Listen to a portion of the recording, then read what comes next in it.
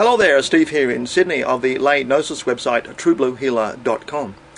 I'm going to talk today about the stranglehold that Google Plus is putting on everyone to produce all their personal details, and the fact that they're not able to comment on YouTube anymore unless they go to Google Plus and reveal their full name and personal details. Okay?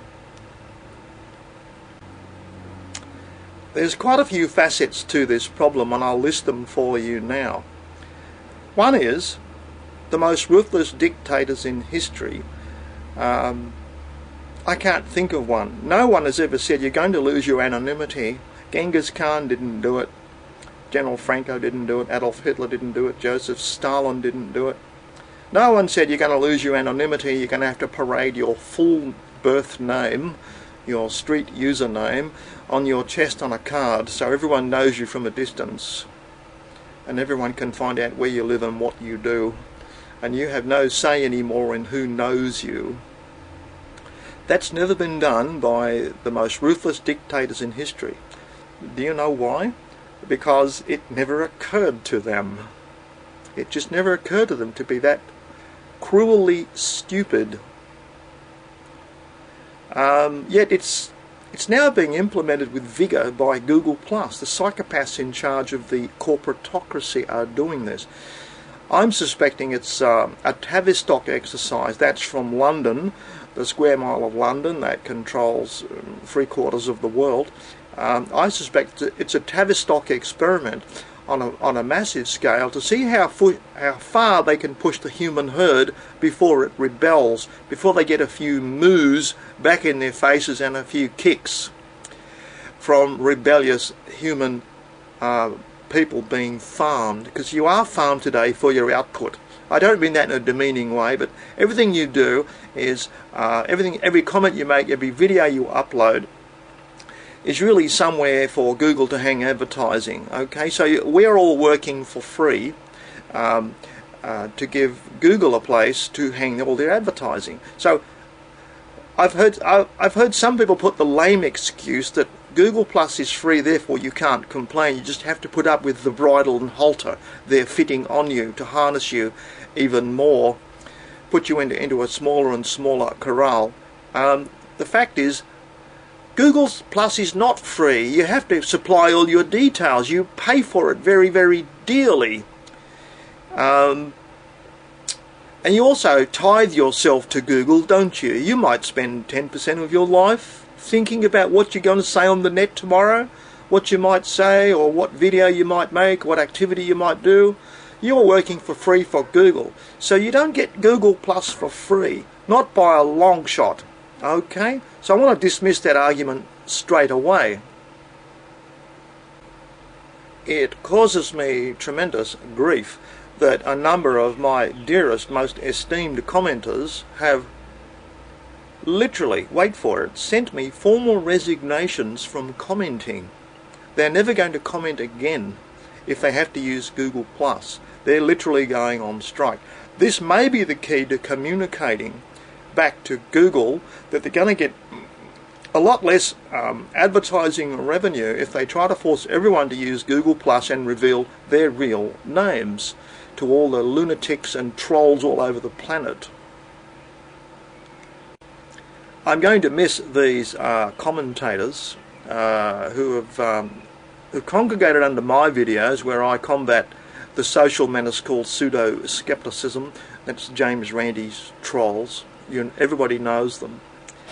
A small group of commenters who were distinguished in their intelligence, their maturity, their kindness, and their sheer putting up with the barbaric brashness of the under-functioning skeptics. Took them in their stride and always supplied wise counsel to them under my videos. This was a hallmark feature of my videos, other people's inputs. Okay, I'm going to miss that greatly. It is with great regret that I have received a couple of literally formal resignations from commenting on YouTube. I do hope there's some online petition, I think I recall seeing it somewhere, that you can go and put a signature on and saying you're never going to comment on YouTube again. If there isn't, I'm sure we can create one somehow. I have a website. We'll see what we can do about that, but we do need a message to be sent. But it's going to be sent with reduced views and reduced commentary under videos. Google will see the numbers. It's going to cost them money. If you can hold out for a couple of months, just don't do or say anything. Don't give any evidence that you're even looking at things. It's the view count that matters. So could you teach yourself to go a month without watching YouTube? It's the view count that gets the advertising. Do remember that. Just stop visiting YouTube. The more people do it, the better. That will send them a message in numbers and cash dollars to the Google psychopaths.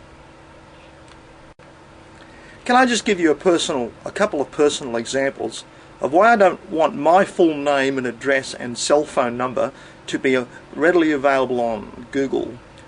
It's kind of obvious, and I know you could all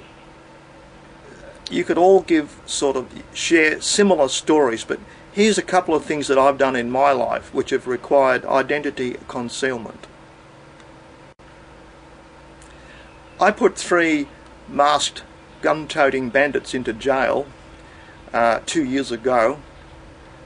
They don't like me. They beat my wife half to death while they held me at gunpoint. A gun in my rib here and a gun in my other rib there. 2 men, right? A third man battered my wife half to death in front of me. A most distressing experience. I put them in jail with courtroom testimony. They were caught 8 years later. DNA match or something. And they didn't get much for doing 4 armed robberies while they were out of jail. They were lifelong criminals. They only got about, I think it was a 5-year sentence for doing 4 armed robberies. That's the justice system in Australia. It's quite different. Quite much more lenient than America, you see. In America they would have got 200 years, but not here. Now, they're coming out of jail soon because they get good behaviour and probation, all that sort of stuff. And I don't know how vengeful they're going to be when they get out of jail, these 3 men who came at me with balaclavas and guns one day. Do I want to make it really easy for them to find me? Do I want my birthday, a full name and address and a Google photo of my house? Do I want all that on the internet? How can I stop it? The last thing I want to do is put all my contact details on the internet. Now, that's just one example. There's another one. There's evidence that someone's been impersonating me, my voice, using all my personal details, calling a government department. I've received letters to the effect that I've been making all these phone calls to a government department, and I haven't.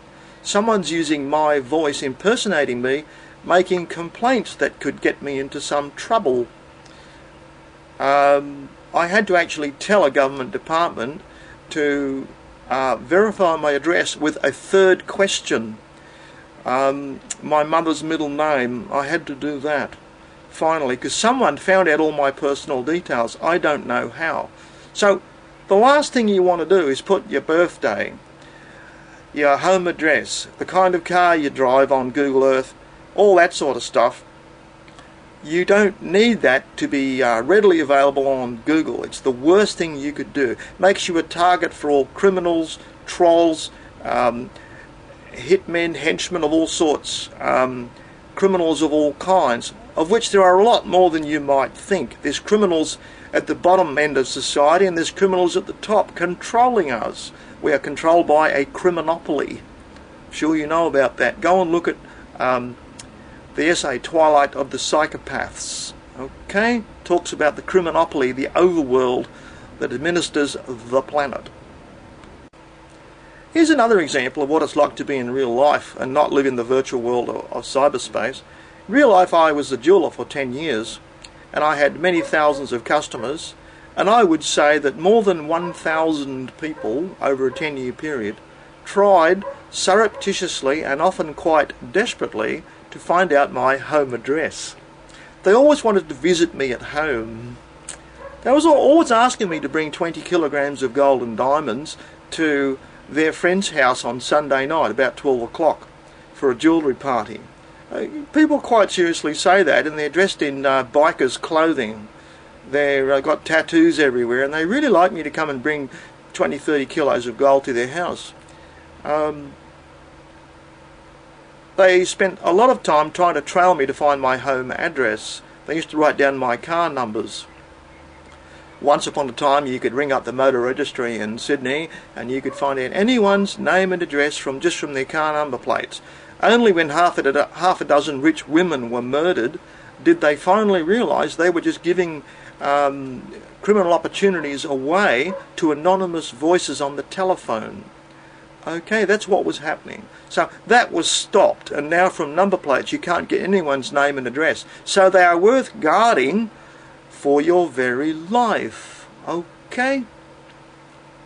Now, Google want to make the same failed experiment and make everyone extremely vulnerable to con men, criminals, gangsters, stalkers, nutcases alike. They want to make you totally vulnerable as possible, in a way that's never been done any time in human history by the cruelest, most thoughtless dictators. A feature of this outing everybody's names has quite a few ramifications. One of them is, it's for the rest of your life. It's a life sentence. Most things have limitations, review dates, sunset clauses. Most legal contracts do. But this is for the rest of your life, forever. It's grossly way too open.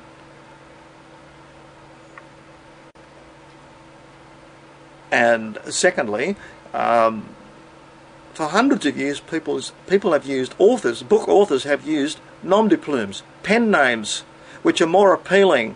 So, for example, a certain book can be written and it would look better if it had a female author.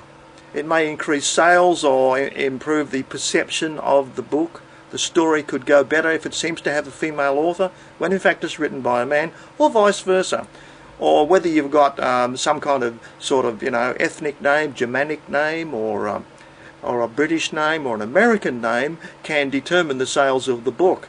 And often books have different titles and authors in different countries, and it's the same story. So this has been going on for hundreds of years, and all the people on YouTube really are content authors producing creative works, their own conversation, their own video uploads, their own attitudes, their own outputs are their own creative work. I don't know why this has got to be thrown away. All of a sudden we all have to wear name tags so we can be targeted for crime at home. It is the most psychopathic thing done by Google that's never been done by any other psychopath in history. This is psychopathic behaviour plus. It really is, on steroids.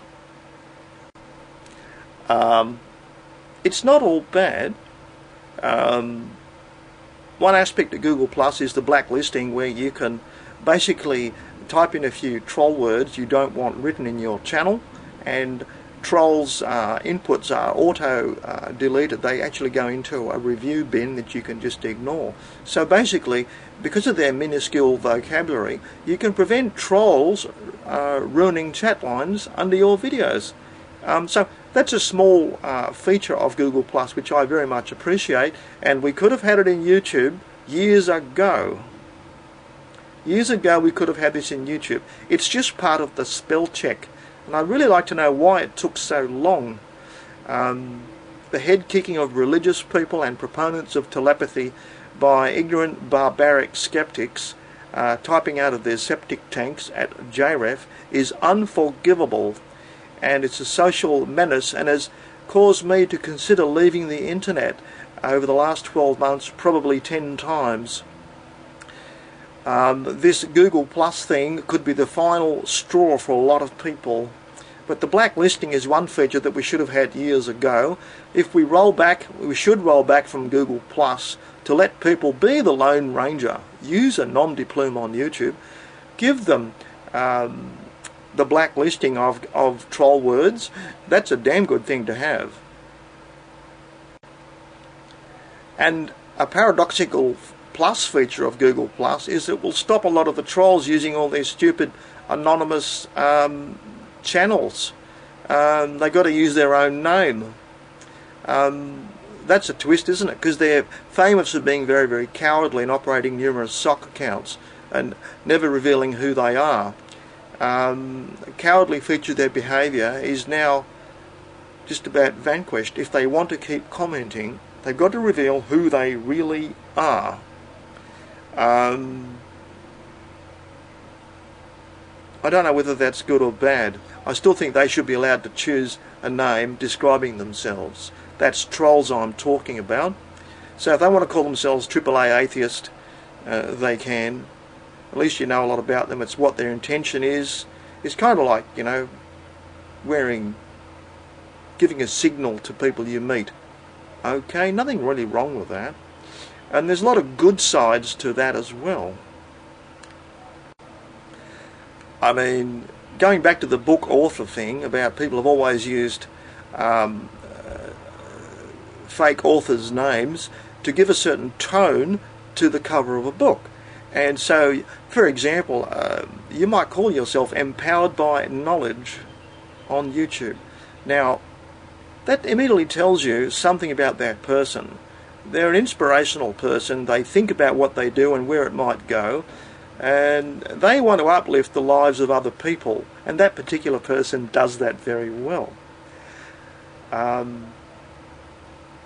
If she has to revert to Frida Smith, it's not very inspiring, is it? Forcing people to use their birth names. I mean, how's Frida Smith going to compare with Empowered by Knowledge? What a vast difference in names. Would you buy a book by Frida Smith? Would you watch a video by Frida Smith?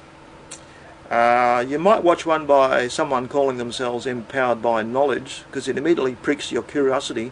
I wonder what she does. I wonder what she's got. What can she show me?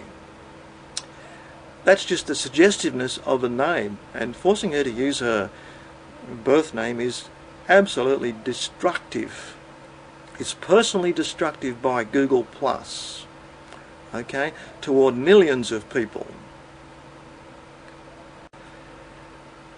There's firm evidence pointed out. I've got a couple of videos for you following this. This is going to be a playlist. You'll just click an orange button on this video and you'll go to a playlist where there's a few people loudly and rudely disagreeing with Google Plus and its introduction. And it might give you some inspiration as to what you can do, and I'll link them for you. But a young man excitedly talks about a discovery he's made that Google shills, their own staff, are going to the top of these videos where 1 million people have indicated that they hate Google Plus, yet the leading comments are a handful of people praising it, and they blatantly link themselves back to the office in Google. They blatantly say, we designed this and we think it's wonderful and everyone on the planet should have it. And this is in a video. I'll give you the video. It's linked to here. It's quite surprising. So Google Plus supplies trolls and shills as well, like everybody else, like all the corporations, anonymously. They're doing it anonymously. Can I just remind you that Google Plus here is doing what none of the dictators in history have ever done. The worst dictators you can think of: William the Conqueror, Genghis Khan, Tamerlane, all these dreadful people throughout history. Hitler, Stalin, Franco. None of them ever decided to take away everybody's anonymity and force them to wear a name card on their chest so they could be identified instantly by any lunatic who wants to do them harm. You've got to think about that. This is unprecedented in human history, what Google Plus is doing, treating us all like animals and forcing us to wear basically saddles and halters so we can pull a heavier plough. Can I also point out to you that there's only one thing they haven't got from you. They've lied and cheated to get everything out of you that they possibly can, to milk you for every possible piece of data. Now, what's missing? What haven't you given Google Plus? What haven't you given YouTube, Google already? What is it? Can you think of what it is? There's one last thing you have not donated. You've given your time, 10% of your time, thought and energy, diversion from social contacts, to do YouTube, to do Google, because you can see higher causes that you can rise to. Okay, that's what you've been doing all this time. And I praise you all for doing this, rising to higher causes that you couldn't normally do from your lounge room. But there's one thing you haven't donated yet, and I'll put it to you, and you probably haven't thought about it, and I think it'll be the next donation when we go to the next level, the next upgrade, Google++. And I'm going to say to you that they have not yet obtained your signature, have they? They haven't got your personal signature. They know everything else, don't they? They know your middle name, your last name, your mother's shoe size, your mother's maiden name. They know all that. That's all worked out by cross-referencing. But they still haven't, theoretically, got your signature yet. So, come Google++ next upgrade, I can see that you won't be able to comment on Google Plus either unless you supply your signature. And they need your signature to guard your privacy. That's called Orwellian reverse speak. Okay, you just say the opposite to what you're actually doing, and you can get anything past most people, probably 80% of people.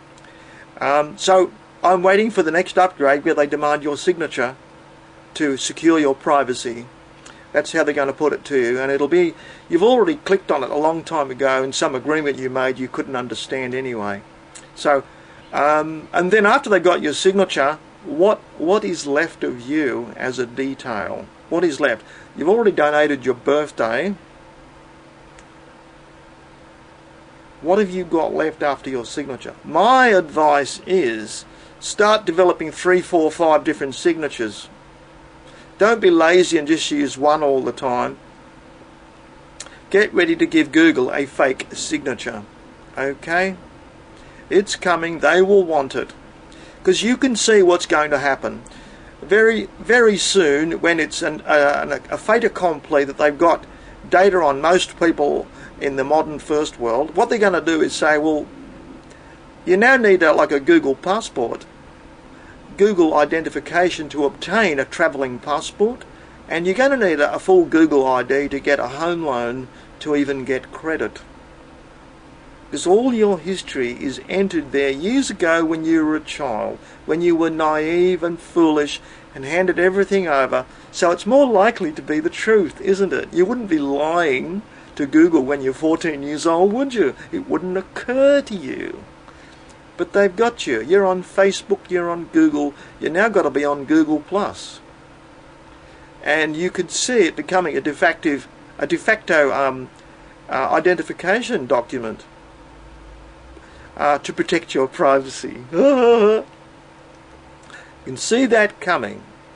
Soon you'll have an electronic passport in the form of a card or something, and that's you. Well, you've already got that, haven't you? Google are going to follow you around in all your purchases. Your whole life history is going to be put on plastic cards and kept safely in Google to protect your privacy. Right, so if you want to help Google along doing this, then sign up for Google+. If you want to put the brakes on and say it's already gone too far, that's enough, we need weeks and weeks of non-views on Google of all the videos that they depend on the view counts for advertising revenues. We really need a month off from Google. You will find you can live without the internet. You can live without turning your computer on, as somehow, once upon a time, you survived without a cell phone. Can you remember the days before cell phones? You can turn that off too. Those are little things you can do, probably to improve your life. Do think about that. Do all these gadgets and baubles that they hold out to you like Captain Cook, buying natives in the South Pacific with sparkling baubles and jewellery, you're just as naive as South Pacific Islanders being bought by Western powers. The state of Victoria was bought with, I think it was 4 tons of flour, 50 axes or something, and 100 knives or something, basic household stuff. And the Aboriginal chief put a mark on this funny thing called paper, and he didn't realise he had sold the state of Victoria 4 times bigger than the UK. So that's how naive you are when you start putting all your details into the internet when you're 13, 14, 15 years old. Okay? You should never have done it, but you couldn't possibly know the long-term consequences of what you did. And you still do it. A new colour iPhone comes out and you have to have it, though it's only a different colour to last year's iPhone that cost you a fortune and tracks you as you go to every shop in the shopping mall. That's the next thing Google wants to do, to literally physically track you everywhere you go, targeted advertising. And also in the works is listening into your phone calls, with your permission of course, where if they hear a baby cry in the background of your phone calls between the words, they're going to target you with baby product advertising. Is that okay with you? If you consent to it like a naive native, oh, it sounds good to me, because it's got some sweeteners in it, oh, lovely sparkling bauble-y software, oh, it's so wonderful, like Christmas deco again. You're giving yourself away into slavery. Remember, you've only got your signature left. They might let you keep it so you think you're not a slave. I don't know. Anyway, I've got some videos for you after this. This is a playlist, and it'll just give you some ideas about other people's attitudes toward Google Plus and the incredible outing of everyone's personal identity to make them, what can I say, targets for all the lunatics and psychopaths in society, of which we have many. So, little orange button up on the screen here, you just push that, it'll take you to the playlist, and you'll see what some other people have been talking about, their opinions about Google Plus. Even the creator of YouTube has come out and said to the camera, what kind of lunacy is this Google Plus? Yeah, well, I'll let you see the video yourself. It's coming up in this playlist. Okay, so I'll leave you now. This is Steve here in Sydney, and I want you to think very carefully about taking a month off the internet altogether. Don't view anything. Deprive Google of revenue. And I'm sure you might find something better to do at home than just staring at a screen all day. This could turn a lot of people off the internet and permanently injure the internet from Google's revenue point of view. And remember, it's the US military that started Google, okay? It's all that Edward Snowden stuff. NSA operates Google, owns and operates it, okay? It's never been any other way, and you are naive to think they're a bunch of civilian kids in t-shirts who are just genius code programmers. It was never like that. Yahoo was a military project too. So it's all tied up with Edward Snowden's revelations as well. Small thing you can do to opt out for a period, for a month or 3 months or whatever you can do harm to the revenues of the advertising people on the Google behemoth. Okay, and I'll hand you over to the playlist now. Here comes the orange button, and I'll let you go now. Steve here in Sydney, and I'd love to hear from you under this video what you think about this. But then if you can't, because you don't want to use Google Plus, that's fine by me. You can send me emails. I have an email on my website, truebluehealer.com. Okay, direct emails, you can talk to me there. Steve here in Sydney, over and out. In addition, can I just say a couple of things? One, that it may often seem to be darkest before the dawn, but we could be on the cusp of a change in the internet, because so many complaints about Google Plus invading your privacy is likely to make other things like Vimeo, and there are alternative YouTubes that started up years ago but didn't go very far because they require a $10 a year fee or something, right? That could be a small price to pay, $10, $20 a year, to get away from Google Plus. It's not much. Now, other aspects are, are you able to punish Google Plus by not doing any viewing or anything for a month on the internet? Can I suggest that you start weaning yourself off the internet? It's probably invaded too much of your life. I think maybe it's invaded your life way too much, in fact, and you should go back to more realistic, practical things. I'm taking up woodwork as a supplementary hobby. There are some wonderful precision, ultra cheap power tools now available coming out of China, which can turn me into a wonderful cabinet maker, which is something I've always wanted to do. Only now is the opportunity there. So can I suggest to you that you might take up the old-fashioned concept called reading? That's good for you. Then there's all sorts of service things you can do toward other people.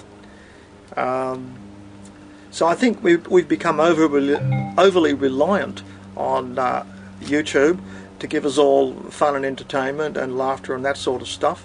But it may have a use-by date in your life. Remember, you've got a personal life, a personal schedule, and that's the most important thing. Only you can manage that. And it's important that you decide, have you devoted too much?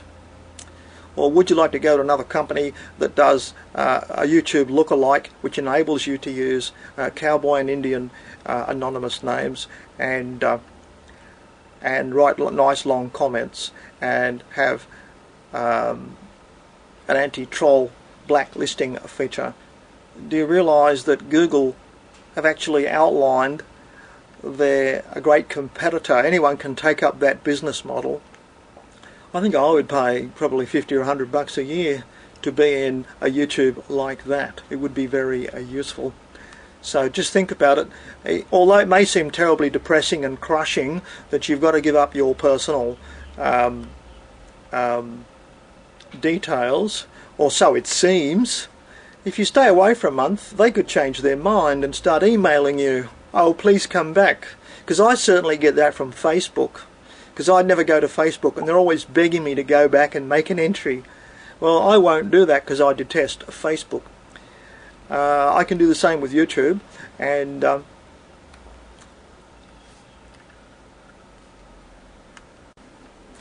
so I think the Google Plus exercise could blow up in their own faces, and they could do a climb down. Do you remember, once upon a time, not so long ago, they wanted to abolish Google videos, just eliminate them all, and there was such an outcry, they said, oh, all right, we'll leave them in place after all, integrate them into YouTube. So they don't always do what they promise. If enough people buck and kick and groan and complain, there's got to be some kind of a protest thing we can join somewhere on YouTube. They may just withdraw their silly desire to know everyone's full name and address and cell phone number. They're testing for the boundaries, and you've got to provide the boundaries for them. Okay, you've got to do it by providing feedback. So I'll leave that with you, and I think we can organise things by email or something. I'll be working on this. Steve here in Sydney.